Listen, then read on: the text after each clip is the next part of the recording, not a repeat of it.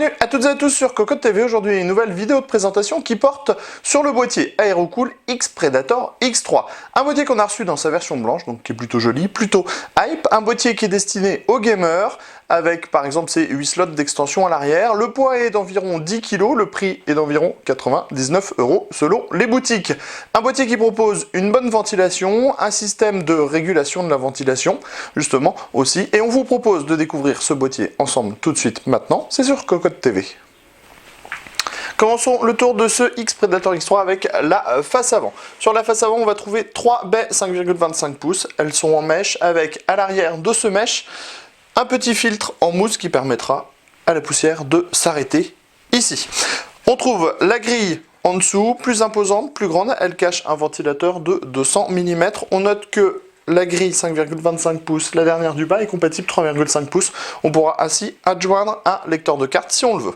On trouve le petit logo X3 dans le bas, le logo Aerocool tout en bas, et sur les côtés, on retrouve la forme particulière des X Predator avec les ouïes factices. Sur le dessus, on a le panneau de contrôle.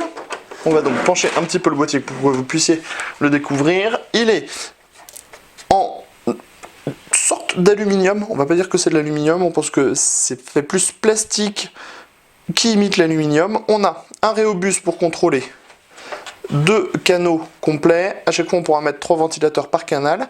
Et on a 2 ports USB 3.0, les entrées-sorties audio, le power on et ici le petit dock 2,5 pouces uniquement, les diodes d'activité et une petite aire de rangement en caoutchouc. Plus en arrière, on retrouve les fameuses ouïes d'ouverture à l'Aerocool. On pourra donc ouvrir plus ou moins selon si on a besoin de ventilation ou pas. On passe sur le premier côté. Le premier côté, la première chose qu'on découvre, c'est cette large porte vitrée qui permettra d'installer 2 ventilateurs de 120-140 mm. Le tout n'est pas filtré et on a ici des petites ouïes d'aération qui permettront d'avoir un petit peu d'air frais vers l'avant du boîtier.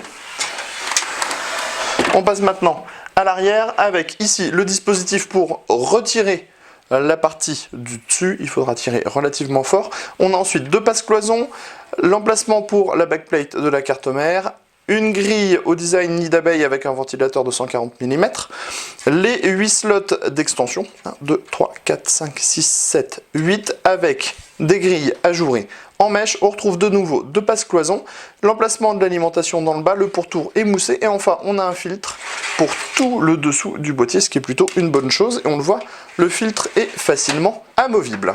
On passe justement en dessous pour découvrir des pieds en plastique dur recouverts de mousse et le fameux filtre amovible qu'on avait il y a quelques instants. Tout de suite, on passe à l'intérieur de ce Predator X3. L'ouverture du boîtier est relativement simple, on retire 2 vis à main sur chacun des panneaux. Ensuite, on attrape les panneaux et on les tire légèrement.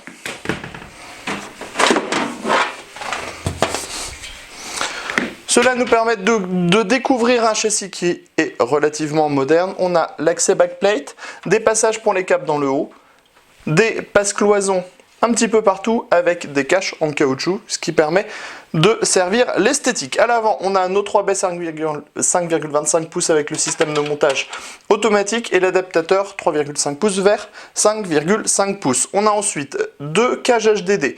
Il y en a des parties qui sont amovibles pour permettre l'installation de grandes cartes graphiques. On a ensuite 1, 2, 3, 4, 5, 6, 7, 8 paniers. Des paniers qui sont compatibles avec les disques durs, mais aussi avec les SSD. La fixation se fera à l'aide de vis pour les SSD et à l'aide de tiges montées sur cylindre bloc pour les disques durs. Devant les cages, on a le ventilateur de 200 mm. Dans le bas, on l'a déjà vu, on a l'emplacement de l'alimentation avec les pourtours moussés, les pieds en caoutchouc et la possibilité d'intégrer du ventilateur 120-140 mm à l'avant. Plus en arrière, on retrouve le ventilateur de 140 mm de tout à l'heure, les 2 passe-cloisons, les 8 slots d'extension avec des caches ajourées au montage par vis à main, l'emplacement de l'alimentation dans le bas, 2 passe-cloisons dans le haut. On termine avec le haut du boîtier où on voit les possibilités d'intégration en 2 fois 120 mm, 2 fois 140 mm ou 1 fois 200 mm. On ouvrira, on se souvient, avec le petit bouton, les ouïes d'ouverture. On voit que ça laisse passer la lumière ici, preuve que le système est efficace et laissera passer l'air. On termine avec l'arrière du châssis, qui nous permet de voir les différents passages et surtout l'intégration de dispositifs pour pouvoir fixer des colliers. C'était le X-Predator X3, c'était sur Cocotte TV, et on vous dit à très bientôt pour des prochaines vidéos.